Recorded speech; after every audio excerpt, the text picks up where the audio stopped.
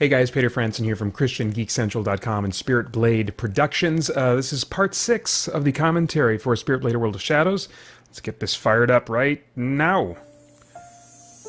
Okay, so I really wanted this to be the most character-driven of the three. So we have multiple scenes of Ran by himself processing his fears and his feelings, and in the face of hopelessness regarding a relationship with Ebony, he gives himself over to the fantasy that Aya provides of talking with Ebony and her returning his affection.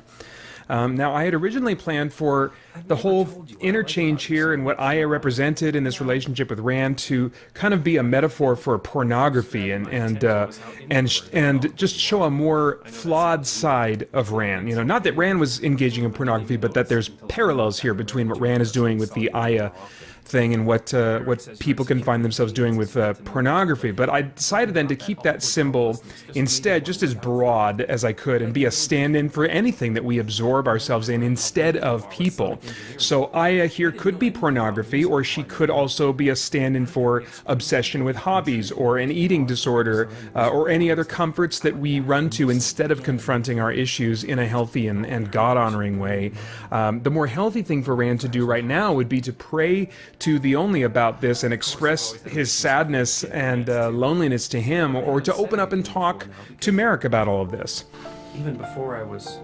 Rand mentions in this a little bit here that he has a weakness for fair-skinned brunettes, which is also my weakness, and I was blessed to end up marrying a fair-skinned brunette, my wife Holly, after assuming I'd get stuck with a blonde, given the nature of my crushes in high school. Rand's feelings about his appearance, as well as his feelings about Ebony, are a reflection of both my own, as well as Ebony's feelings about her own appearance, are a reflection of both my own feelings about myself and what I think a lot of geeks feel about their appearance. It's nice to pretend. Okay, now Nathan Crone gets introduced here, having left a message, and I made a massive error during the casting process. I had cast an actor as Nathan Crone. He was nearly perfect for what I had in mind.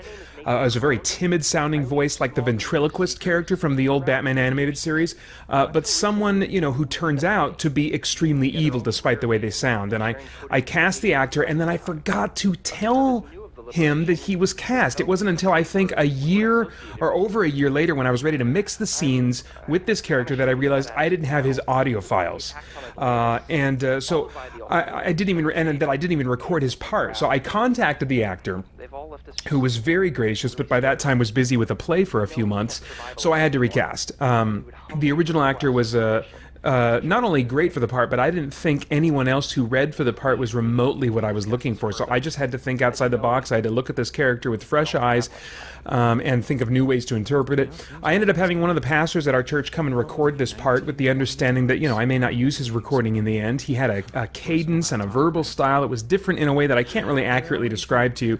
And I thought it might be just the right touch of different or odd for this character. But after recording with him, I realized it wasn't quite the right fit. And then I asked Brady Daniels, a member of the music ministry at our church, to come and give it a try. And he's in his 20s and has a higher tenor voice that adds to his kind of youthful sound.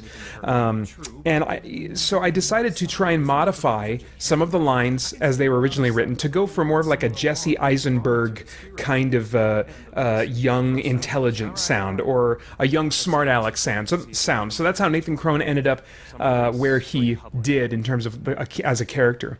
In the end, I actually much prefer taking the character in this direction compared to the original vision. So that's just kind of another example of how God can take our human flaws and shortcomings and still make something good from them. All right, so that's the end of that. I do just have a few more thoughts that that are going to go a little bit longer than this track. But the character Nathan Crone gets his first name from Nathan James Norman, who was one of 3 contest winners who were awarded with having a character named after them. Nathan also helped me by reading through the script in advance to help me polish it up, and he commented about his treatment compared to David Arrington and Winston Crutchfield, the other 2 winners. He said something like, you know, you named the governor after David Arrington and Merrick's old fan club president after Winston Crutchfield, but you named me after the demon-possessed psycho killer? Come on. So There you go, Nathan. Sorry. The intelligence of the demons is also subtly on display here in the way that they set this up, which you can kind of recognize in hindsight. You know, they are just suspicious enough in their behavior to make Merrick want to meet in public. And yet that's exactly the reaction they would want him to have, because that their entire plan, as we see in the next scene, is based on Merrick wanting to meet in public. And we'll talk more about that scene next time.